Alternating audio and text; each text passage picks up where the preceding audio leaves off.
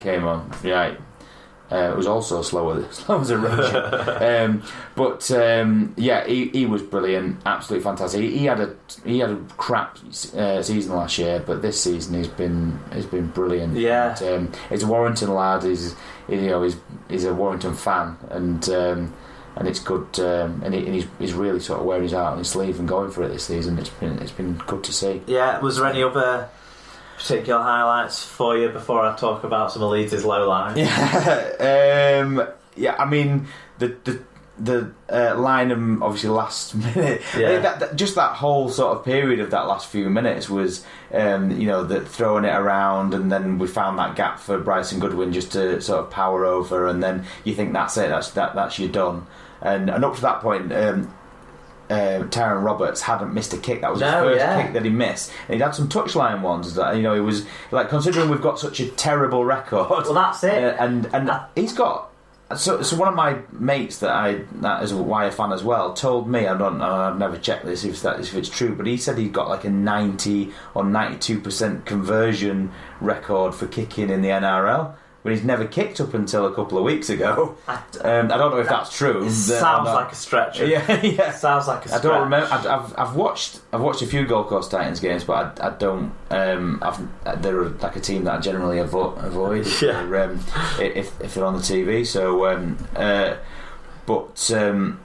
but yes, I don't remember him. I don't even know if he is even the first choice kicker or has ever been. He was the goal kicker at times. I've seen him be the goal kicker, but I've never seen him be the first choice kicker. But when that kick went so far wide after the Goodwin try, I turned to the Warrington fan lady who was sat next to me and I said, "Well, that's the goal kicking you've been used to." I know, yeah. And she sort of laughed. Yeah. And then when Lynham went and scored his intercept try, it was right in front of the sticks. She turned to me and said, "Well, he won't miss this one." And then upset Benny Westwood. Yeah. But he can take him though. But Benny Westwood can slot him. I've seen him take touchline conversions before. So I have no idea. I mean, obviously he was knackered, and it didn't matter. So I don't think he practices them anymore. Yeah. I think those days are behind him. Yeah. Yeah. But it was it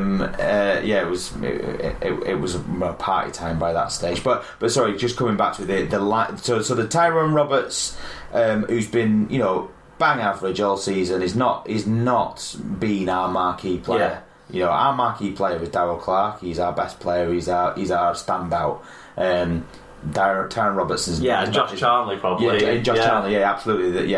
Them two. Tyrone Roberts hasn't done what we thought what we hoped he would. I'd seen him playing in NRL. I didn't think he was like a world beater. I wasn't expecting. Yeah, but I thought when he is a drop down from the NRL to the Super League, so like I did think that he might be able to sort of do it in be more of a world beater, but he hasn't been. But in this game, give him credit. His kicking was decent, and his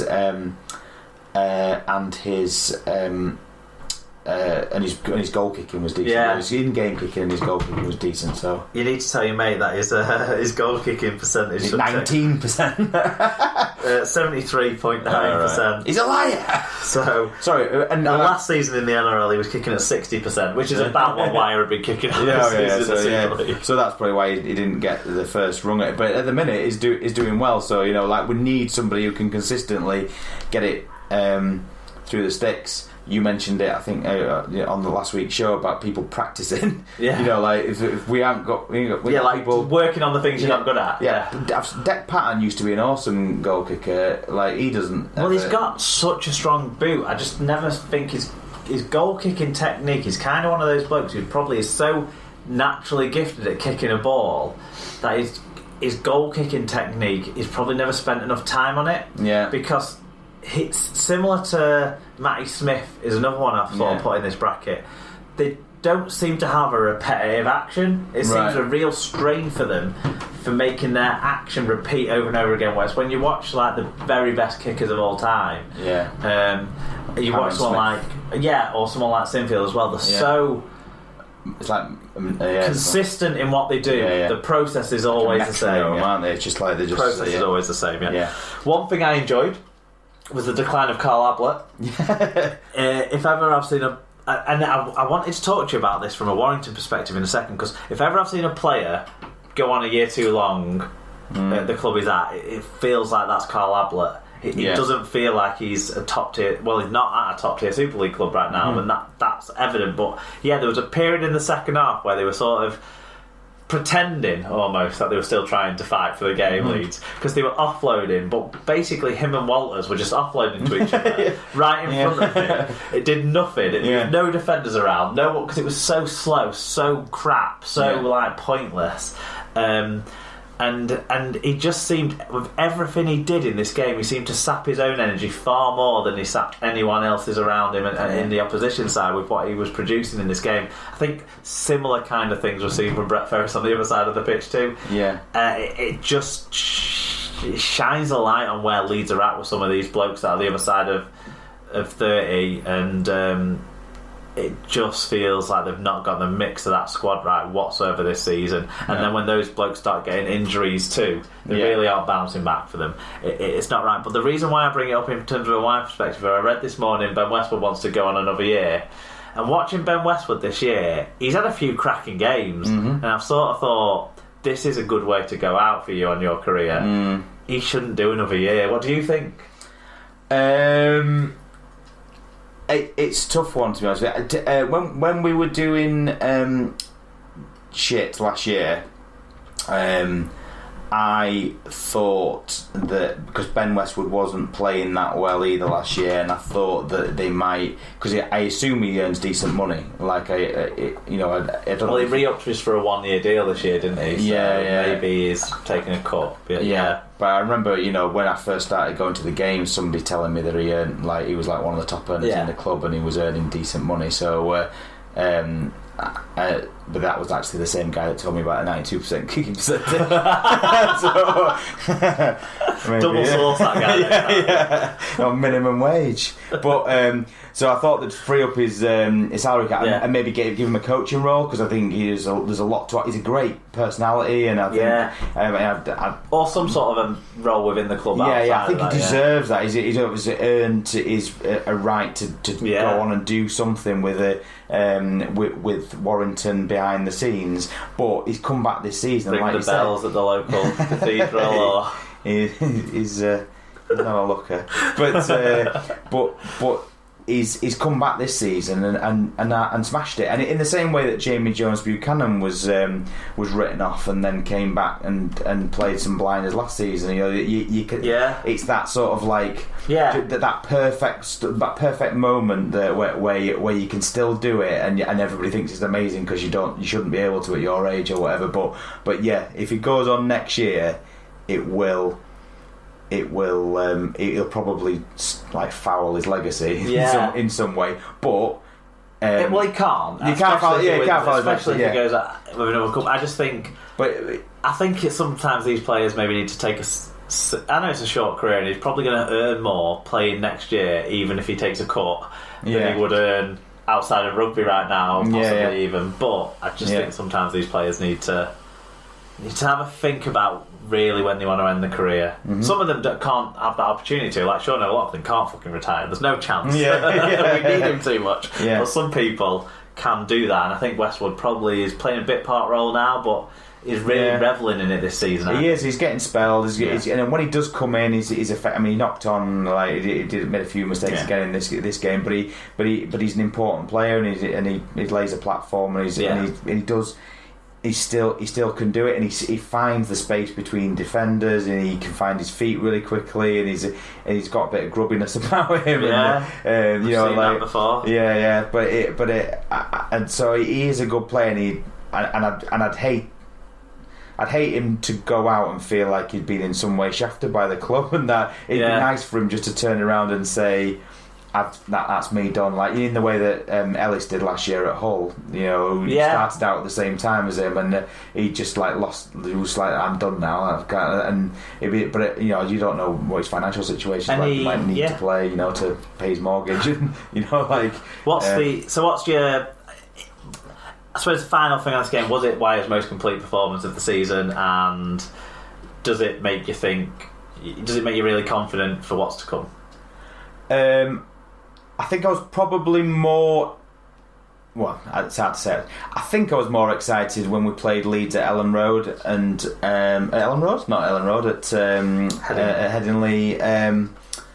The Harvey Levett game. Yeah. I think because I thought that was a harder fought victory, and then we just showed that class in the end and just and ran away with it right at the end. It was just like a sort of thrilling, and that gave me loads of confidence because up to that point I think we'd been stealing games and we'd been like, I think I said in some of my reviews, been kissed on the dick, like with like getting Wigan when they first came back from Australia, and like I think they were to get games that we could easily have lost, and just we got a few calls went our way. I did feel that momentum was just all based on sort of luck in a lot of ways, and then that game came along, and I really did think that was it. We found our sort of we found our form. This was beating up on a team that potentially didn't want to get to the final because potentially they've got to sort of focus on. I think some of the fans maybe in for another final might paper over the cracks too much.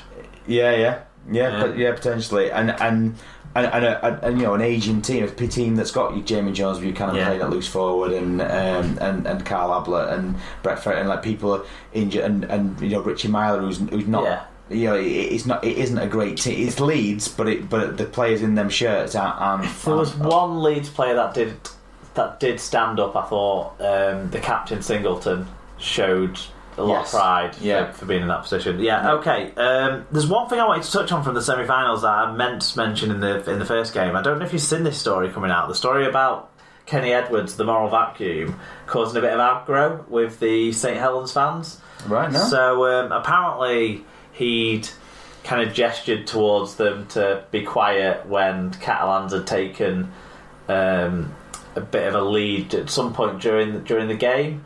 He was probably getting a heckling and probably reacted to that, and I don't necessarily think playing the pantomime villain should be too criticised, but apparently then following on from the Samoa try, threw a ball into the crowd. He picked up a ball and threw it into the crowd, but not just like this wasn't in the celebrations. This was when he was going back to find his place. I was saying because that was right in front of us, the Samoa try. No, so it was when he'd gone back and he'd thrown a ball into the crowd forcibly enough to knock a pint out of some young lady's hand, and go all over the young child, I think, next to her and stuff like that. There's nothing. I've not seen anything corroborating this other than Saints fans' versions of what they saw.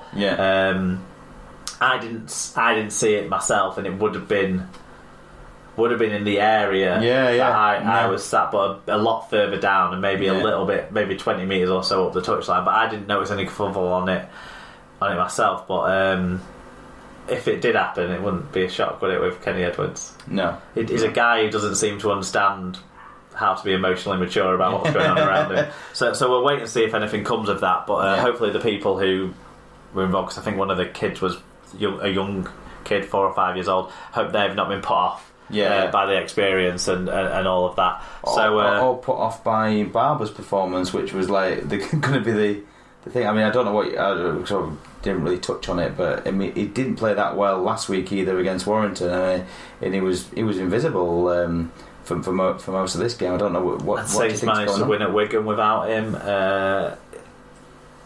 I don't know. We'll talk maybe a bit more about what's to come for Saints when we get to the preview and predictions, shall we? And see if we can answer some of them questions that were posed, that Sarah posed. In terms of the predictions, there was only the predictions to talk about. Me and the co-host, represented by Tim, both went 1 out of 2 because neither of us picked Catalans. So I'm leading 97 to 95 on the cumulative. So let's now move on to other results.